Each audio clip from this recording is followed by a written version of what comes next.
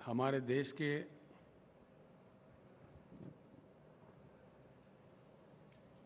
राष्ट्रपति चुनाव के लिए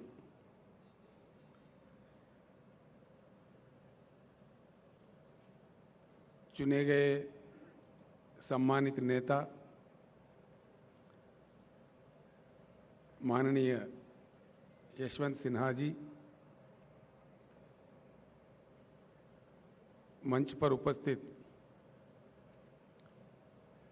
टीआरएस पार्टी के लोकसभा के नेता श्री नामा नागेश्वरराव जी,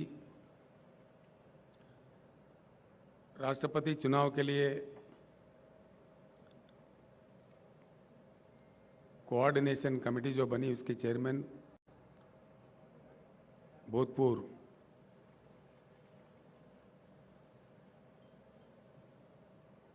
पार्लियामेंट मेंबर श्री सुधींद्र कुलकर्णी जी,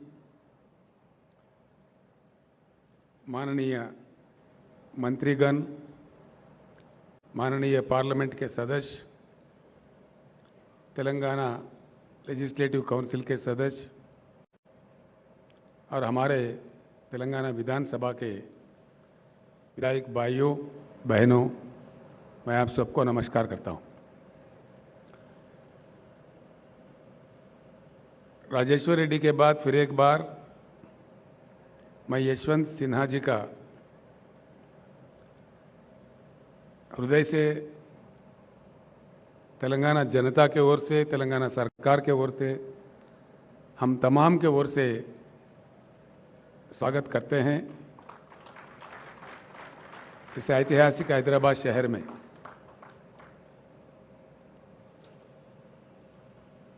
यशवंत सिन्हा जी एक अच्छे सच्चे टॉल पर्सनालिटी है। उन्होंने अपने करियर एडवोकेट के रूप में स्टार्ट की है, बाद में वो आईएएस अधिकारी भी बने। अधिकारी के रूप में भी कई सेवाएं देश को उपलब्ध कराए। उसके बाद राजनीति में आए और सम्मानित रूप से एक बार वो वित्त मंत्री थे देश के और एक्सटर्नल अफेयर्स मिनिस्टर भी रह चुके हैं। उसके बाद उनके जो इनसाइट्स थे, जो मंत्रालय वो संभाल रहे थे, अंतर्राष्ट्रीय स्तर पर भी पेरिस में उनको पुरस्कार दिया गया, उनको सम्मानित भी किया गया। ऐसे एक नेता को आज स्वागत करने में हम फख्र महसूस करते हैं। आज हम भाग्यशाली है कि एक अच्छे नेता को अच्छे ढंग से हमने राष्ट्रपति पद के लिए चुना है और आज हैदराबाद में जब वो आए, हम बड़ी अच्छी तादाद में उनके स्वागत भी किए हैं। इस चीज को लेकर देश के सारे पार्लियामेंटेरियंस को मैं एक अपील करना चाहूंगा।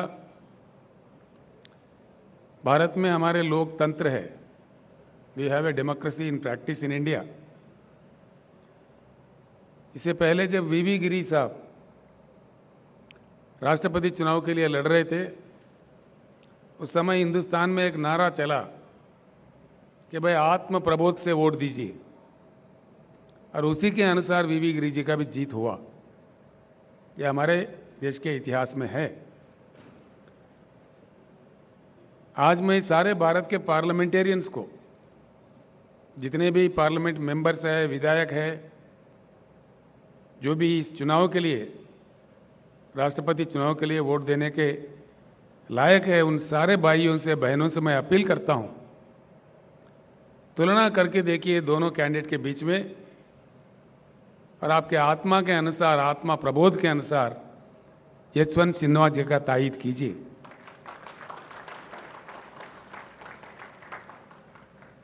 यशवंत जी, मैं दो चार शब्द जरूर कहना चाहूंगा। आशा करते हैं कि आप जीत जाए और देश का मान्यता बढ़े, देश का मान मर्यादा बढ़े। आप जैसे पर्सनालिटी जीतती है, व्यक्तिगत तौर पर आपका तो पर्सनालिटी बढ़ेगा ही, लेकिन देश का मान मर्यादा और बढ़ेगा। लेकिन क्या हो रहा है इस देश में? आज जो कुछ भी हो रहा है गलत हो रहा है। जो कुछ भी किया जा रहा है गलत किया जा रहा है। ऐसे स्थिति में देश को खामोश नहीं रहना चाहिए, आवाज उठाना चाहिए, सबको एकत्रित होना चाहिए और एक परिवर्तन ऐसा वैसा नहीं, एक उच्च गुणवत्ता वाली परिवर्तन। We need to bring in a qualitative change in Indian politics. It's the requirement of the nation today. आज के हमारे जो प्रधानमंत्री है वो आज हैदराबाद आने वाले हैं, 2 दिन के लिए यहां रहने वाले हैं।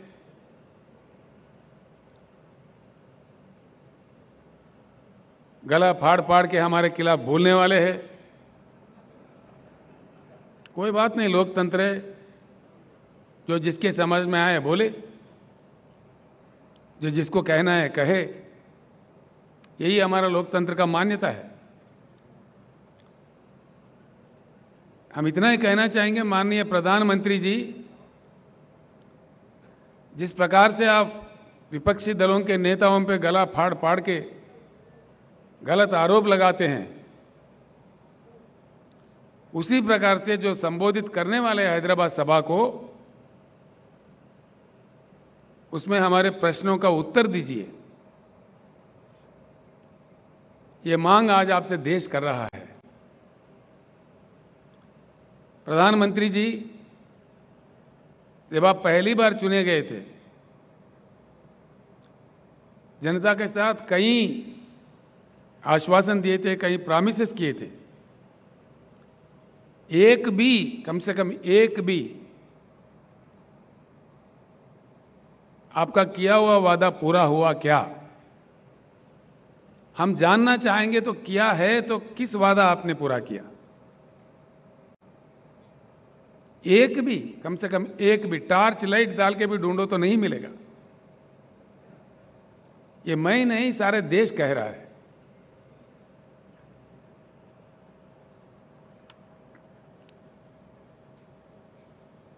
आप समझते हैं आपसे बड़ा बुद्धिशाली कोई है ही नहीं। ठीक बात है।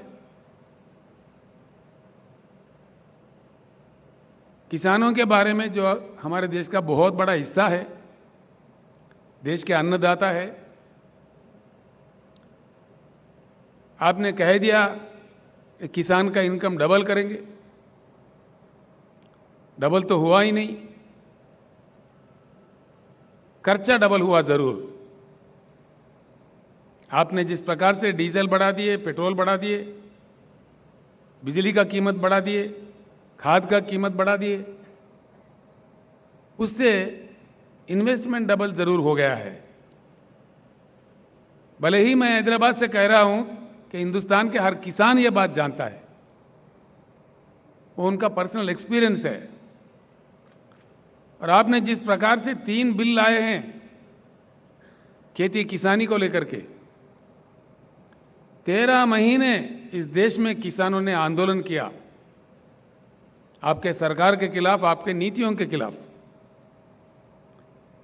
आप किस प्रकार के गंदे गंदे आरोप हमारे अन्नदाताओं पर लगा रहे थे। आपने तो उनको उग्रवादी कह दिया, खालिस्तानी कह दिया, जो आपके मन में आए मनमानी कह दिए। आपके मंत्रियों ने आंदोलनकारियों पे जीप चढ़ाए, कार चढ़ाए, मार दिए, हत्या भी किए। और उस दौरान 700 किसान वीर गति पाए। आंदोलन लड़ते लड़ते 700 किसान का मृत्यु हुआ। आपको इस चीज का एहसास ही नहीं है।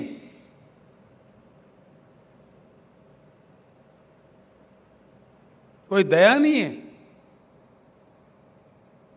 क्या ये सच नहीं कि 700 किसान मारे गए?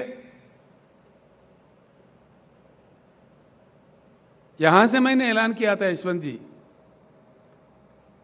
आंदोलन के दौरान जिन किसान भाइयों ने अपनी जान गंवाई है उनको तो हम लौटा नहीं सकते, लेकिन उन परिवारों के देखभाल के लिए तेलंगाना सरकार की ओर से हमने 3-3 लाख रुपए हर घर में देने का घोषणा किया। और हाल ही में मैंने पंजाब सरकार के सहयोग से चंडीगढ़ तक जाके वहां किसानों के हाथ वो चेक दे दिए। इसके भी हमारे प्रधानमंत्री, हमारे भाजपा के नेता मजाक उड़ा रहे थे, आप तो देते ही नहीं, कम से कम जो देने वाले हैं उनका मजाक भी उड़ाते हैं, ये आपका राज है, ये आपका नीति है। इस प्रकार का सरकार आप चला रहे हैं इस देश में। दोस्तों, ये सोचने की बात है, जिस प्रकार के बातें माननीय प्रधानमंत्री कह रहे थे, माननीय कृषि मंत्री कह रहे थे, भाजपा के वरिष्ठ नेता लोग कह रहे थे, किसानों का जिस प्रकार अपमानित कर रहे थे, आखिरकार हुआ क्या? अगर आप सही थे, अगर आपके बनाए हुए कानून सही थे, आखिर हुआ क्या? सारा देश के सामने आपको सर झुका के किसानों को माफी मांगना पड़ा। आपने माफी मांगा? ये तो प्रधानमंत्री का आदत है, चुनाव के वक्त है मीठी मीठी बातें, चुनाव गुजर गया तो झूठी झूठी बातें। ये देश देख रहा है, देश महसूस कर रहा है। अगर आप सही थे तो फिर किसानों को क्यों माफी मांगा? आपके बनाए हुए कानून क्यों वापस लिए? और उसके बाद में किसानों को जो आश्वासन आप दिए थे, क्या हुआ? आज तक कोई बात ही नहीं है। किसान आपको कोई सोना हीरा थोड़ी मांग रहा है। किसान, देश के किसान, किसान अपने उगाए हुए पैदावारी का मोल मांग रहे हैं, मिनिमम सपोर्ट प्राइस मांग रहे हैं, एक इज्जतदार जिंदगी मांग रहे हैं। जिस प्रकार से आप पूंजीपतियों का एनपीएस का कर्जा उतारते हो लाखों करोड़ देके, वो नहीं मांग रहे किसान। किसान मांग रहे तो अपने हक मांग रहे, अपने पैदावारी का दाम मांग रहे, वो भी देने का क्षमता आपके पास नहीं है। आप आवाज ऊंचा करके, बात करके, जो मन में आए कह के आप कहते जाओ, आगे ये नहीं चलने वाला है इस देश में। किसी भी एक वायदा, किसी भी एक प्रॉमिस आपने फुलफिल नहीं किया।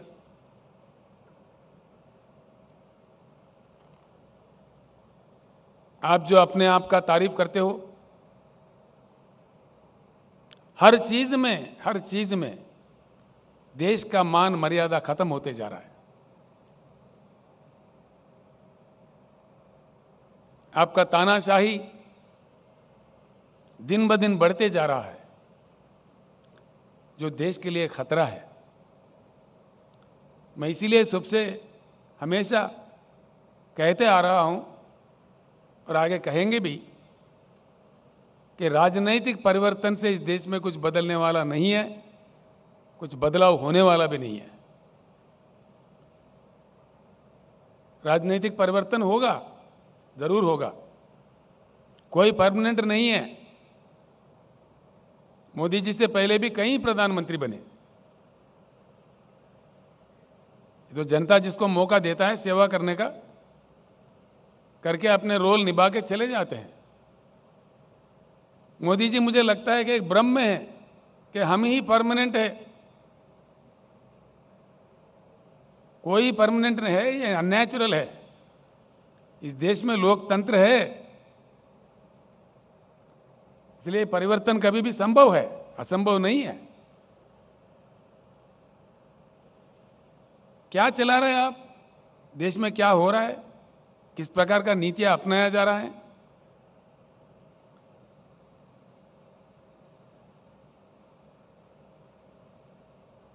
हर हालत से हिंदुस्तान बेहाल होते जा रहा है। किसान परेशान, बेरोजगार नौजवान परेशान, उद्योगपति परेशान, इन्फ्लेशन बढ़ रहा है, प्राइस राइज हो रहा है एसेंशियल कमोडिटीज का।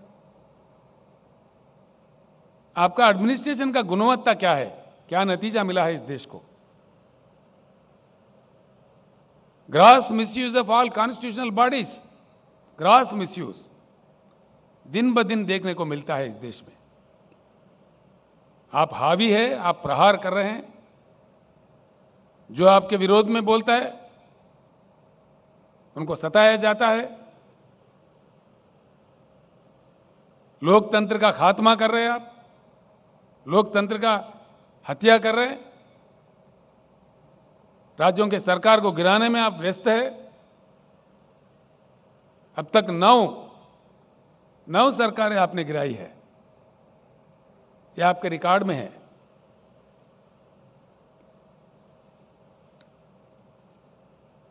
इसका नतीजा क्या हो रहा है। किसी भी तरफ देखो बेहाल हिंदुस्तान। किसान परेशान, जवान परेशान, नौजवान बेरोजगार परेशान, उद्योगपति परेशान। कौन खुश है आपके सरकार से, सिवाय आपके भाषणबाजी के, सिवाय आपके झूठे प्रचार के,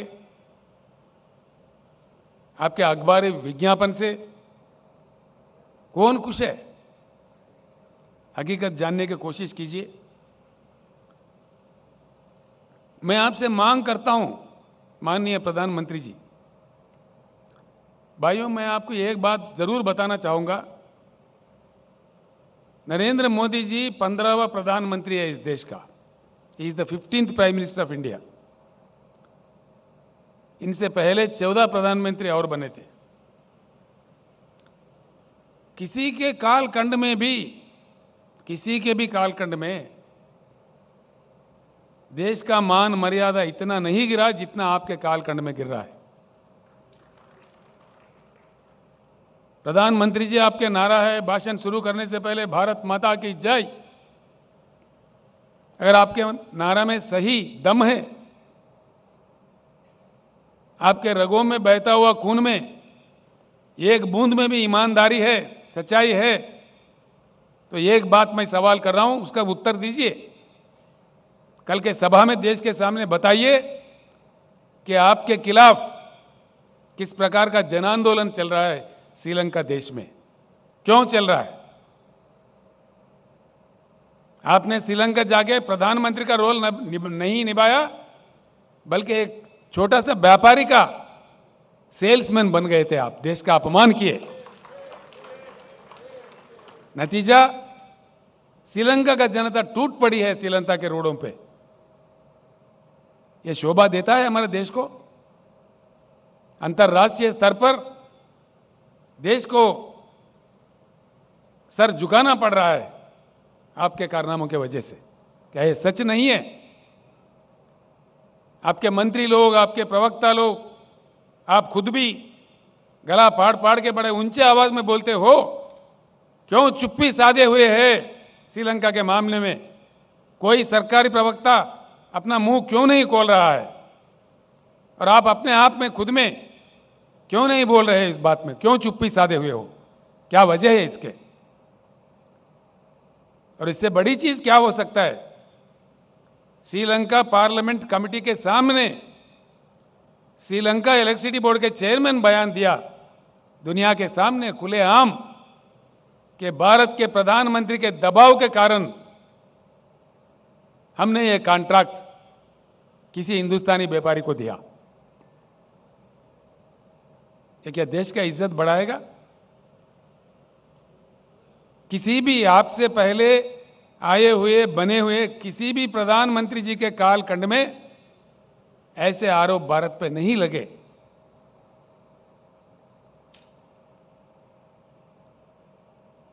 भले ही आप खामोश हो, हम खामोश नहीं बैठेंगे। हम जरूर लड़ते रहेंगे।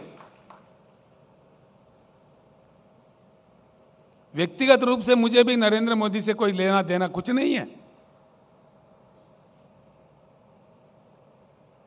आपके जो पॉलिसीज है, जो किसान विरोधी, जनता विरोधी, लोकतंत्र विरोधी, तानाशाही पॉलिसीज जो है, जिस प्रकार का जुल्म, सरकारी संस्थाओं का दुरुपयोग आप कर रहे हैं, उसके विरोध में हम बात करेंगे। पॉलिसीज पे हम बात कर रहे हैं। अगर आप ईमानदार है, सच्चे हैं, तो कल के पब्लिक मीटिंग में हैदराबाद से ही भारत के जनता को उत्तर दीजिए। बताइए साफ साफ क्या हुआ श्रीलंका में, यह हम आपसे पूछ रहे हैं। वरना हम आपको दोषी मानेंगे, बिल्कुल दोष देंगे आपको।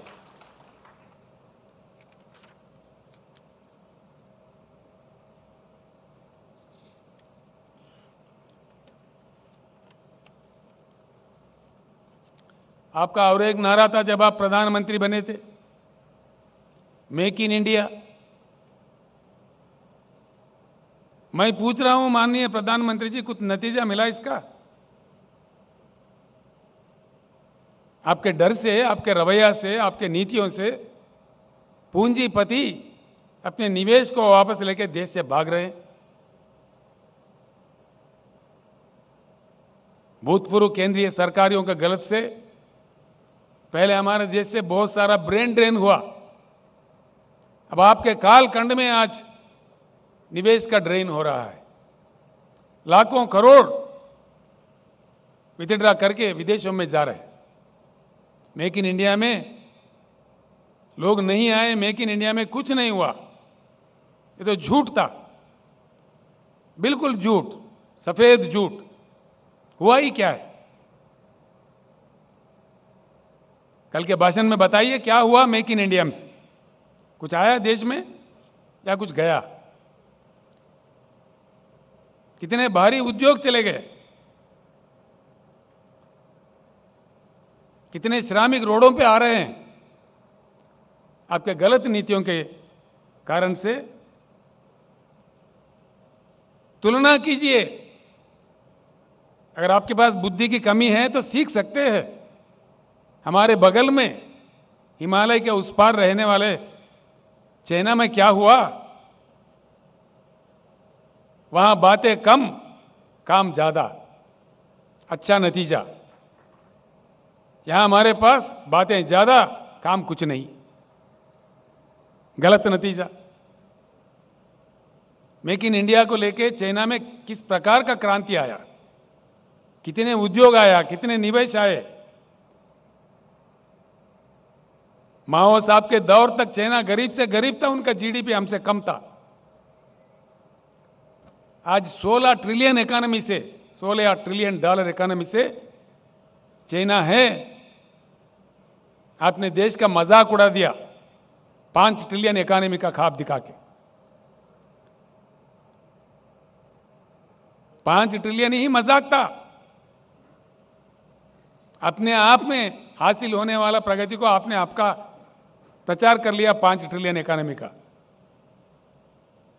खैर ठीक है, वो 5 ट्रिलियन में भी पहुंचेंगे हम लोग। आज कहां पे है हम लोग? हमारे से बुरा हाल रखने वाला चाइना, हमारे से कम जीडीपी रखने वाला चाइना, हमारे से कम कल्टीवेबल एरिएबल लैंड रखने वाला चाइना आज कहां है? 16 ट्रिलियन इकोनॉमी से आज हम कहां हैं? $3.1 ट्रिलियन पे है हम लोग आज। इसी रफ्तार से अगर हम चले, आपके बताए हुए 5 ट्रिलियन पे भी पहुंच पाएगा हिंदुस्तान? कभी नहीं, यह असंभव है। आपके कालखंड में तो देश में हर चीज गिर गया। जीडीपी क्रैश, ये मेरा नहीं, सरकारी फिगर से इन्फ्लेशन बढ़ता, जीडीपी गिरता, प्राइस राइज तो आप कंट्रोल नहीं कर पाते। फिर किस चीज की आप कंट्रोल कर पा रहे? लाखों करोड़ों श्रमिक जो उद्योगों में काम करके के अपने जीवन बिताते, वो बेहाल है, परेशान है, मजबूर है, आंदोलन कर रहे हैं, और आप उसका अपमान करने में व्यस्त है। मोदी जी, मैं एक बात पूछता हूं, 100 साल के लिए, 100 साल के लिए उपयोग करने के लिए हमारे देश में भगवान हो या प्रकृति हो, दिया हुआ संपत्ति है कोयला, 100 साल के लिए। और भी जियोलॉजिकल सर्वे से और भी निकल रहा है, हर साल 5 मिलियन टन से लेकर 5,000 मिलियन टन से लेकर 10,000 मिलियन टन का कोयला निकालता है जब सर्वे करते हैं। एक चीज बताइए, इतनी संपत्ति, इतने नेचुरल रिसोर्स हमारे पास रखते हुए आज विदेशों से आप कोयला क्यों मंगा रहे? दीजिए, कल उत्तर दीजिए, कल आपके भाषण में कहिए, ताकि देश जाने क्या मजबूरी है। आप मजबूर है आपके साहूकारों को हेल्प करने में।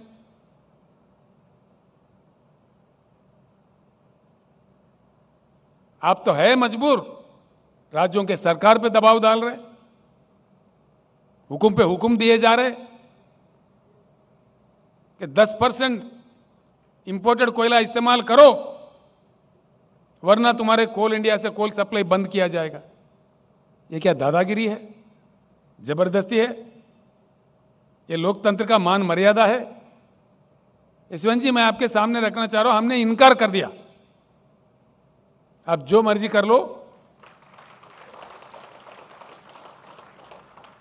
क्योंकि हमारा एक इतिहास है, कोल इंडिया के अलावा हिंदुस्तान में एक ही राज्य है जिसके पास एक कोयला खाना है, उसका नाम है सिंगरेनी कालरीज। हमने कहा हमारे खुद का कोयला है तो हम क्यों ले? हैरत की बात यह है, हिंदुस्तान का कोयला 4,000 के अंदर एक टन मिलता है। मोदी जी का जो कोयला है 25 से लेकर 30,000 का मिलता है, 4 गुना 5 गुना ज्यादा दाम देके, क्योंकि इनका दोस्त है एक साहूकार, वो इंपोर्ट करता है। इसीलिए मैं आपको टाइटल दे रहा हूं कि आप प्रधानमंत्री का काम नहीं कर रहे हो, आपके साहूकार दोस्तों का सेल्समैन बन के काम कर रहे हो। हां, बिल्कुल।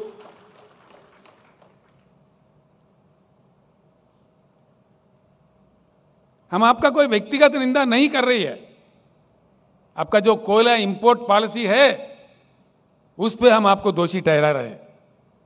अगर आप दोषी नहीं है, आप सही है, तो कल उत्तर दीजिए। कल के आम सभा जो बड़े हिंदुस्तान के आपका सारा फौज उतार के आप आयोजित कर रहे हो, खुशी की बात है, कीजिए, हमें उससे कोई एतराज नहीं है। लेकिन उस सभा के दौरान जो आपका भाषण होगा, जो सवाल आज हम खड़े कर रहे हैं देश के जनता के तरफ से, इनका उत्तर हम आपसे चाह रहे हैं, क्लैरिफिकेशन हम चाह रहे हैं। अगर आप निर्दोष हो तो बताइए, देश के सामने रखिए।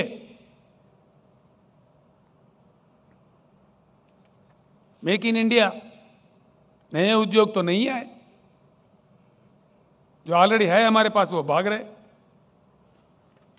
फिएट कंपनी चला गया, फोर्ड कंपनी चला गया, जनरल मोटर्स चला गया, डॉटसन चला गया, यूनाइटेड मोटर्स चला गया, हार्ली डेविडसन चला गया। क्या ये सच नहीं है? यह है मेक इन इंडिया का नतीजा? ये तरीका है देश चलाने का? इन चीजों से देश का विकास होगा? विकास नहीं, सत्यानाश होगा। अगर ये माहौल ऐसे ही बने रहे, पूंजीपति अपने निवेश को विथड्रॉ करे, हमारे देश से इंडस्ट्री भाग रहा है, निवेश का ड्रेन हो रहा है, हम स्पेक्टेटर बने रहेंगे, देश का सर्वनाश होगा। बड़ा ही दुख होता है, हो क्या रहा है और प्रचार क्या किया जा रहा है। ये कितनी गलत बात है। हमारे इतने विशाल देश है, विशाल जनता है, 140 करोड़ पे पहुंच रहा है हमारे पॉपुलेशन। इनके साथ जो आप खिलवाड़ा कर रहे हो, मजाक कर रहे हो, ये देश के हित में अच्छा नहीं है, बिल्कुल गलत है। आपने एक भी बात निभाया क्या? आपने कह दिया काला धन वापस लाएंगे, आया क्या मोदी जी? अगर आया तो कहां आया? अरे आखिर हम जानना चाहते हैं कितना काला धन वापस आया भाई।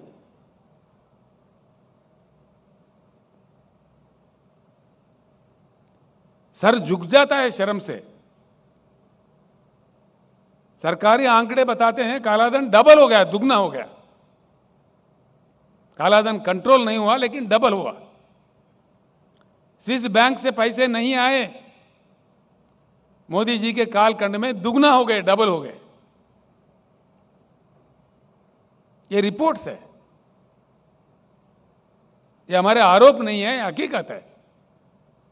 ये सारे देश और दुनिया जानता है कि यही विकास है, यही आपका महान कार्यकारिता है।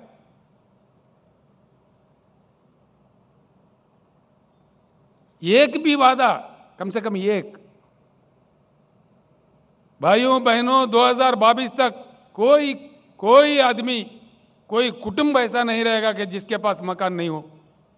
दिया?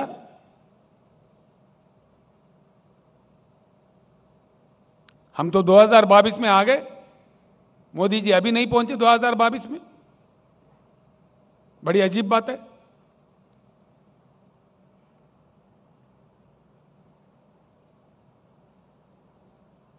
भ्रष्टाचार मुक्त भारत, मोदी जी का एक पॉपुलर नारा, मैं ना खाऊंगा ना खाने दूंगा। आप तो इतना खा गए, इतना खिला रहे आपके साहूकारों को, घोटाले लाखों करोड़ों में जा रहा है। हां पूरा है, रखेंगे हम भी देश के जनता के सामने सही वक्त में, बिल्कुल है। किस किस देश से, किस किस आपका व्यापारियों का आपने सेल्समैन बन के काम किया, उसके पीछे कितने बड़े बड़े घोटाले हैं, देश जान चुका है मोदी जी। आप डरा धमका के कितनों की आवाज दबाओगे, कितनों को रोकोगे? भ्रष्टाचार बढ़ गया देश में, घोटाले बढ़ गए, बैंक के लुटेरे बढ़ गए, एनपीएस का लेवल इस कद में बढ़ा। मोदी जी आपसे पहले नॉन परफॉर्मिंग अकाउंट्स का जो गिनती है वो सिर्फ 4-5 लाख करोड़ में थे। आज एनपीएस का क्या दर है? 20 लाख करोड़। ये है विकास मोदी जी। इस तोहफा दिया आपने देश को, क्या ये भी गलत है? हम जो कह रहे हैं सच कह रहे हैं, आप ही के बताए हुए आंकड़े कह रहे हैं, ये हमारे आंकड़े नहीं है। These figures are not mine. This figure has been given by the Honorable Finance Minister of India as an answer to the question in the Parliament. The rate of NPS in India today is about 18.6 lakh crores. पता नहीं उसके बाद में और कितने बड़े। This is the reply by the Honorable Finance Minister of India. यह आपके गतिशील विकासशील नीतियों का नतीजा है क्या? किस चीज का यह नतीजा है? आपके गलत कारनामों से, गलत उसूलों से, गलत फैसलों से देश का मान मर्यादा गिर रहा है, जीवन प्रमाण गिर रहा है, लोगों में आक्रोश बढ़ रहा है। ये सच है। 15 लाख देंगे, हर किसी के खाते में आ जाएंगे। 15 पैसे नहीं है। लोग इंतजार कर रहे हैं, कभी कह रहे मोदी जी हम तो आपको वोट देते रहेंगे 15 लाख जब तक हमारे खाते में नहीं है। आशा है कि आप देंगे। कभी गा रहे हैं आपके गुणगान।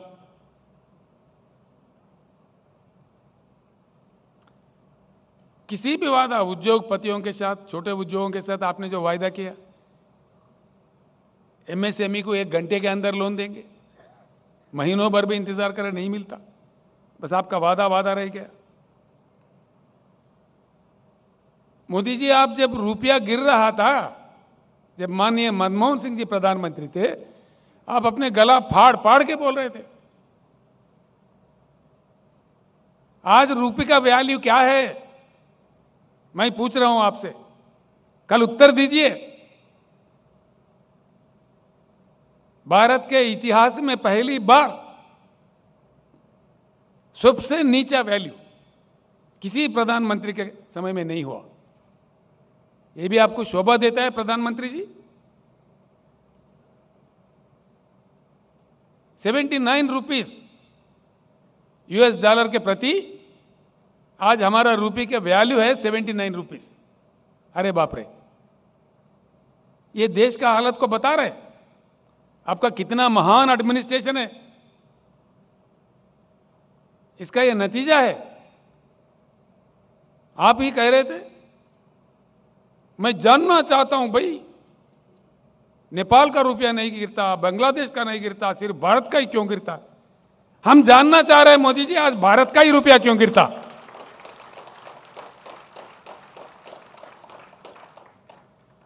हम भी आज जानना चाह रहे हैं, देश जानना चाह रहे हैं। किसी प्रधानमंत्री के समय में इतना नीचे नहीं गया रुपये वैल्यू जितना आपके समय में जा रहा है। और फिर भी आप बोलते हैं आपका ढोल बजाओ।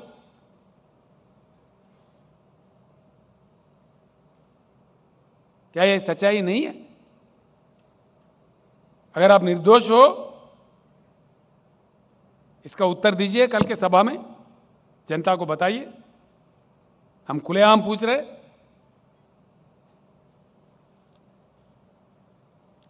न मकान दिए, न दुकान दिए, न वादा किया गया पैसे दिए, न नौकरी दिए। 2 लाख 2 करोड़ नौकरियां हर साल। अब हैरत की बात यह है, नया तो नहीं मिले, लेकिन जिस कदर आप प्राइवेटाइज कर रहे हैं, एलआईसी जैसे संस्था को भी बेच रहे, नवरत्ना को भी बेच रहे, लोगों को रोड पे लाया जा रहा है। नया तो नहीं मिले, लेकिन है जो मौजूदा है वो भी जा रहे। ये मेरा बात नहीं, सारे देश ये बात जानता है।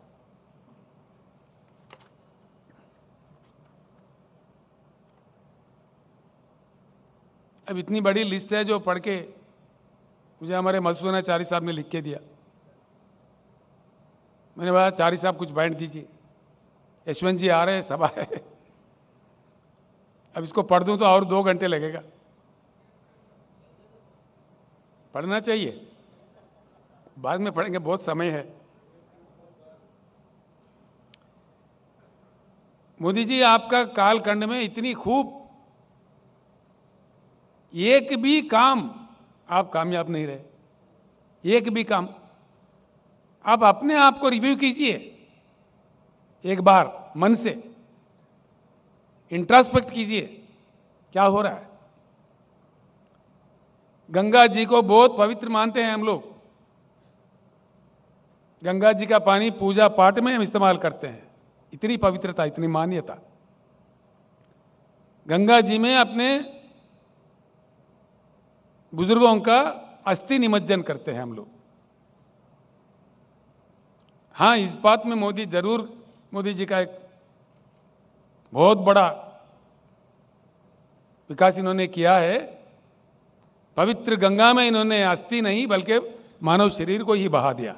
शव बहे, हजारों के तादाद में शव बहे। कोरोना कंट्रोल में पूरी तरह से आप फेल्यूर हो गए। लाखों लोगों का मृत्यु का आप कारण बने। सडनली जो ओवरनाइट आपने लॉकडाउन अनाउंस किया, आजादी के बाद the largest trauma faced by the Indian polity, you made the people, lakhs of people, crores of people to walk on the roads. दुख होता है। जो वीडियो कॉन्फ्रेंसेस कोरोना का समय में ये कर रहे थे, मैंने सुझाव दिया था, यशवंत जी, बड़ा दुख होता है। मैंने कहा भाई ट्रेन तो दे दो, कम से कम उनको भेज देते हैं, ट्रेन चालू करो। शर्म की बात तो यह है, उतने गंभीर समस्या जनता फेस कर रही थी, दुखी थी जनता।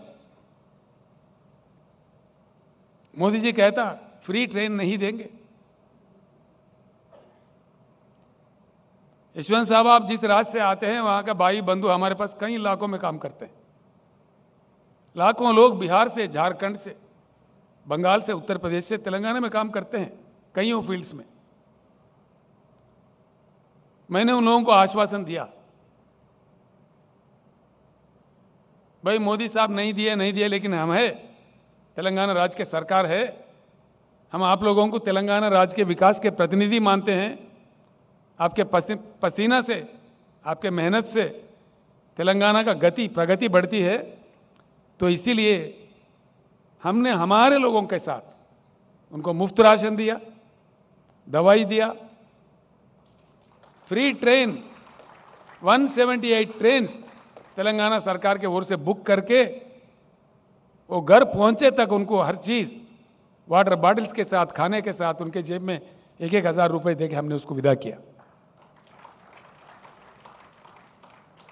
ये है मोदी जी का नीति। देश के जनता के साथ केंद्र सरकार, देश के जनता के प्रति मोदी जी का ये प्रेम है। फ्री में ट्रेन भी अरेंज नहीं करते जब जनता दुखी है। करोड़ों जनता, एक दो नहीं, करोड़ों में।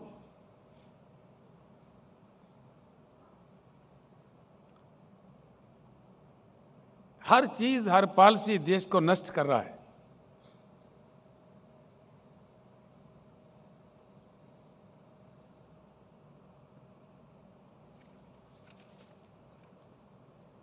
इंटरनेशनल इंडेक्सेस है, हर इंडेक्स में गिरावट, पहले से बुरा हाल, बद से बदहाल, बद से बदतर होते जा रहे हैं। ह्यूमन डेवलप इंडेक्स में हमारे स्थान 80 पर था, माननीय मोदी जी के कालखंड में 131 पे पहुंच गए। यह आपका मिसरूल का नतीजा है। हंगर इंडेक्स में हमारे भारत का स्थान 63 था, आज मोदी जी के बदौलत, मोदी जी के महान कार्यकारिता का निशाना है, हम 101 पे पहुंच गए, from 63 to 101। Individual rights, fundamental rights, Hindustan का जगह 85 था, 85, आज हम पहुंच गए 119, यहां पे भी गिरावट। बेरोजगारी ever highest in the history. Modi ji आने से पहले इसका दर, इसका percentage, it was at 5.6% unemployment in the country. Today it is, महान मोदी जी के महान एडमिनिस्ट्रेशन का नतीजा यह है, ever high in the country, 8.1% पे पहुंच गया अनएम्प्लॉयमेंट रेट। ये भी आंकड़े हमारे नहीं है। प्रेस फ्रीडम, भारत का स्थान 131 था, आज 142 पे पहुंच गया।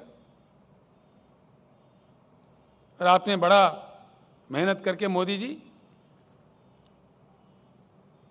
गोदी मीडिया भी आपने सृष्टि किया भारत में, तो सारा देश जानता है। हैप्पीनेस इंडेक्स 111 हमारा स्थान था, मोदी जी के प्रभाव से 136 पे पहुंच गया।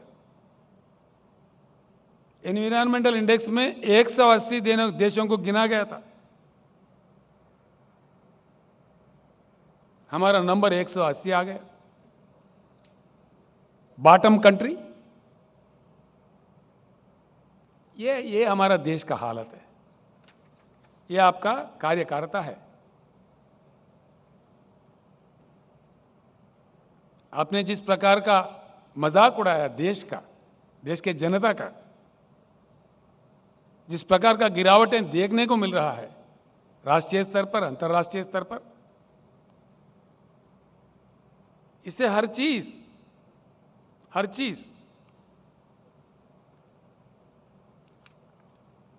खराब होते जा रहे हैं।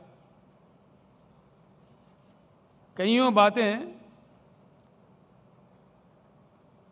एक तरफ ये है तो दूसरी तरफ आप क्या कर रहे हैं? Successfully killing the democracy every day,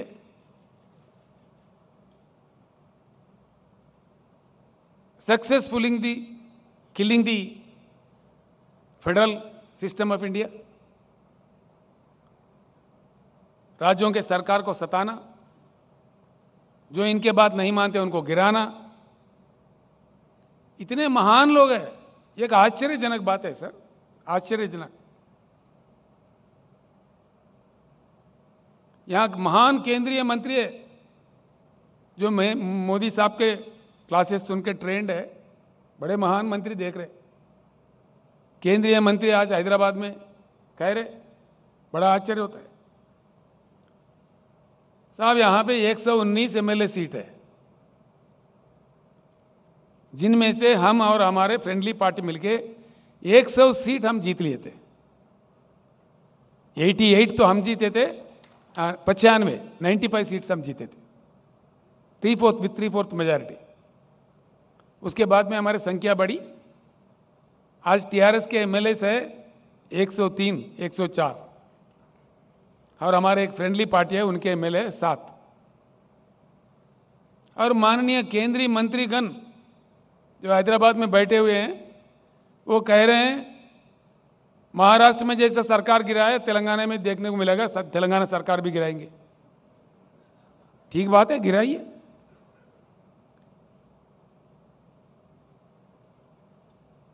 हम भी इंतजार कर रहे हैं उस बात का, ताकि हम फ्री हो जाए, आपको दिल्ली से उतार देंगे।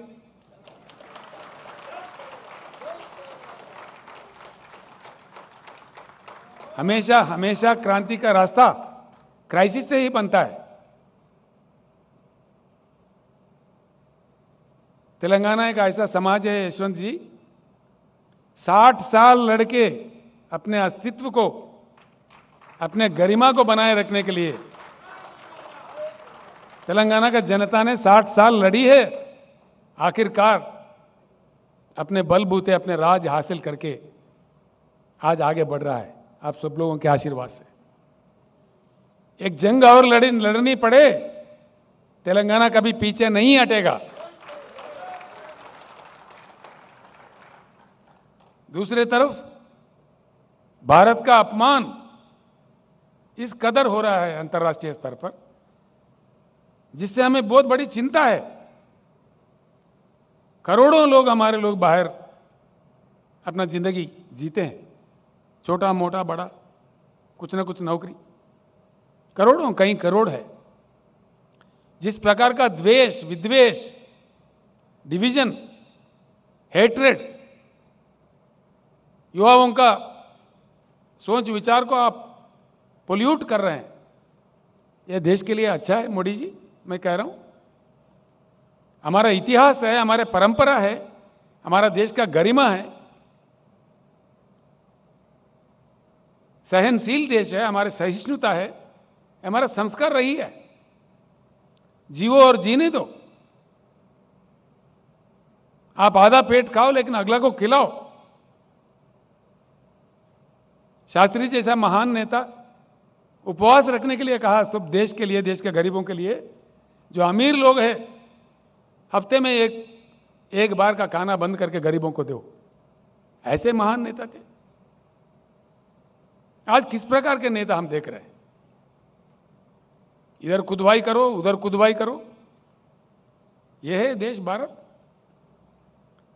किस भारत का सपना आपने बताया चुनाव के दरमियान, और किस प्रकार का नजारा आप आज दिखा रहे हैं? आपका प्रदर्शन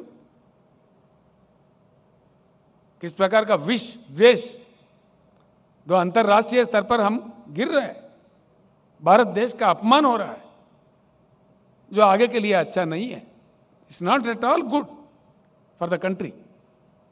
बिल्कुल। Democracy is killed, federalism is killed. कानून बदल के, रास्ते बदल के, राज्यों के पैसे छीन लो, टैक्स को सेस में बदलो। यशवंत जी, करीब 30 लाख करोड़ जिनमें से राज्यों को हिस्सा देना था टैक्स, इन्होंने टैक्स को नाम दिया सेस। आप जानते हैं, you know it very well because you are the great finance minister of India, you know the insights.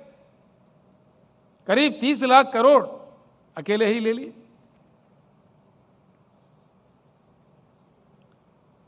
हैरत तो इस बात की है, जिनको पूरे देश ने मान्यता दी है और विदेशों में भी, जब हम जाते हैं किसी विदेश में, कहीं गए किसी जगह, भाई आप कहां से हो? I am from India. अच्छा, you are from Gandhi's place, mister Gandhi's place, the great peace messenger mister Gandhi, the messenger of non violence, the father of the nation.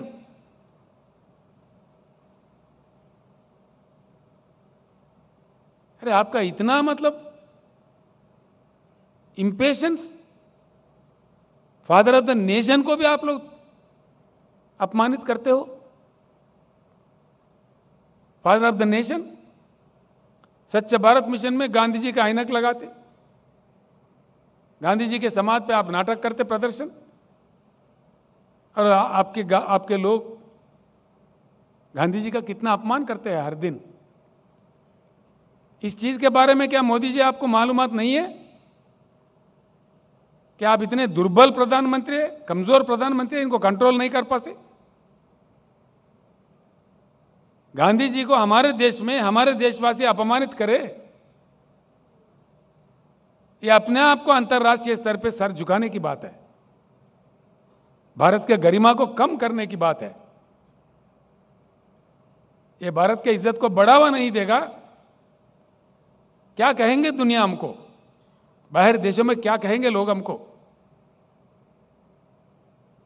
हमारे, जिनको हमने जाति पिता, जो फादर ऑफ द नेशन कहा, हम खुद उनके अपमान करें तो अंतर्राष्ट्रीय स्तर पर भारत का गरिमा क्या होगा? इतना भी आपके पास इंफॉर्मेशन नहीं है मोदी जी? आप अंदर से उचका रहे हो, बाहर नाटक कर रहे हो। देश जान गए आप क्या है।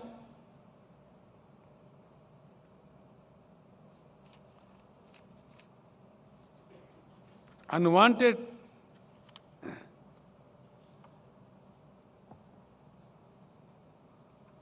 और आपके नीति देखिए, किसी भी प्रधानमंत्री के समय, जब सारा दुनिया पार्लियामेंट्री डेमोक्रेसी अडॉप्ट किया है, चुनाव के प्रक्रिया को लेकर चला रहे, हमारे जैसे कई देश हैं जहां चुनाव के जरिए सरकारों को चुने जाते हैं।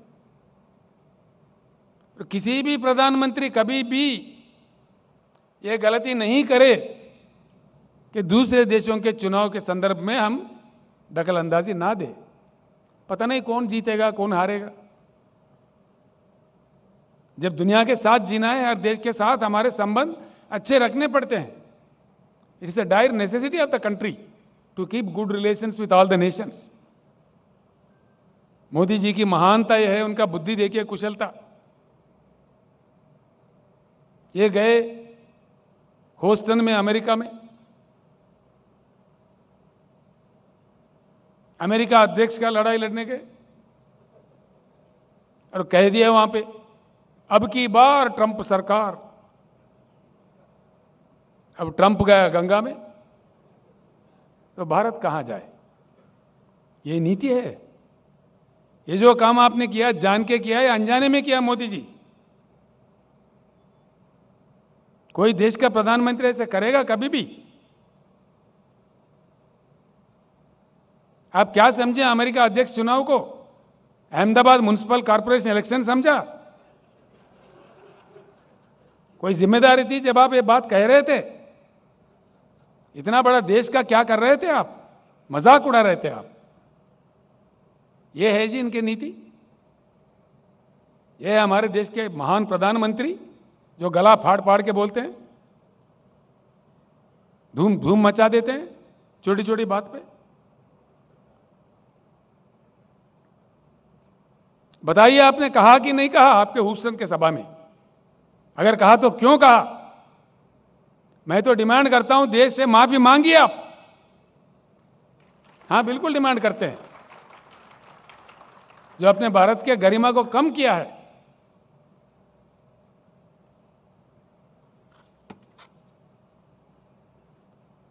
क्योंकि देश को आज सर झुकाना पड़ रहा है।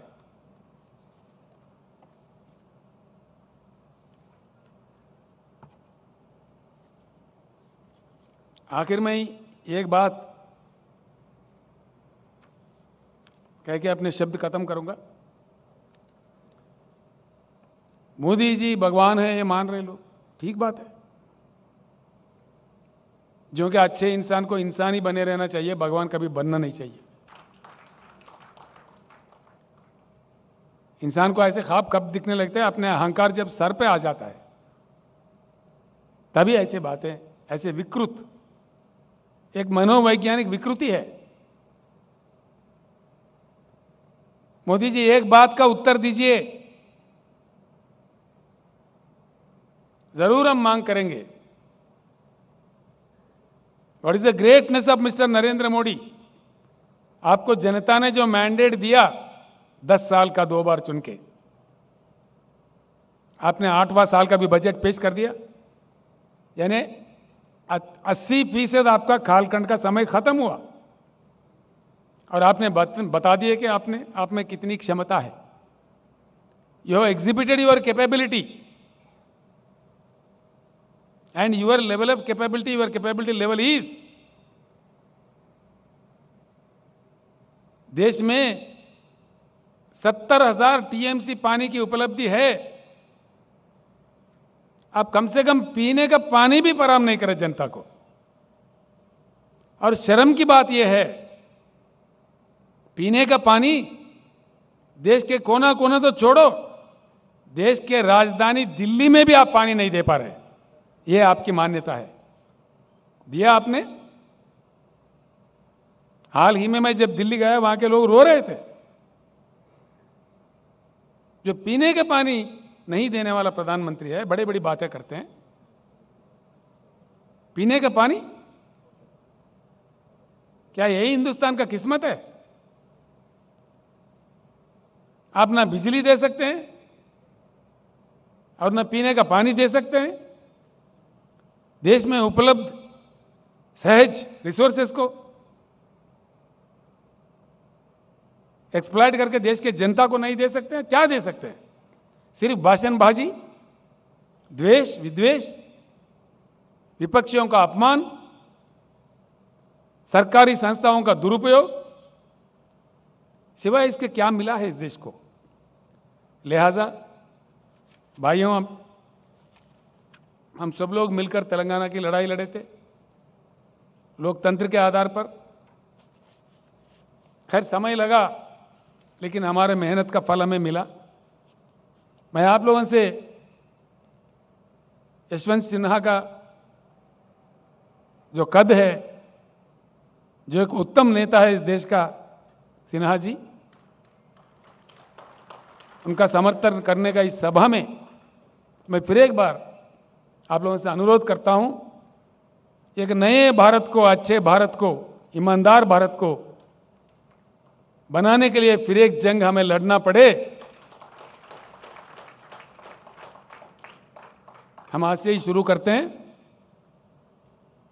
मैं धन्यवाद देता हूं हमारे हैदराबाद शहर के नेताओं का, यहां के मंत्री, यहां के हमारे पार्टी के अध्यक्ष गोपीनाथ जी का, रंगारेड्डी मेडचल जिले के भी अध्यक्षों का और मंत्री लोगों का, विधायकों का मैं धन्यवाद देता हूं कि जितना शानदार प्रदर्शन आपने किया है। आज हैदराबाद में लोकतंत्र खिला है। The test of democracy have shown in Hyderabad today. The wonder is that the spirit of democracy is still alive in India. एक नहीं बल्कि 1 लाख मोदी भी लोकतंत्र का, हमारे देश का लोकतंत्र का गला नहीं घोट सकते।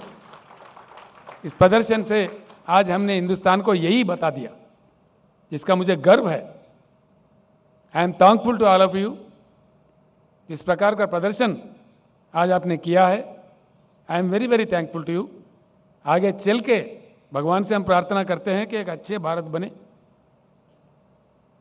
उज्जवल भारत बने, महान सुहान भारत बने और देश के गरीबों का किस्मत खुले।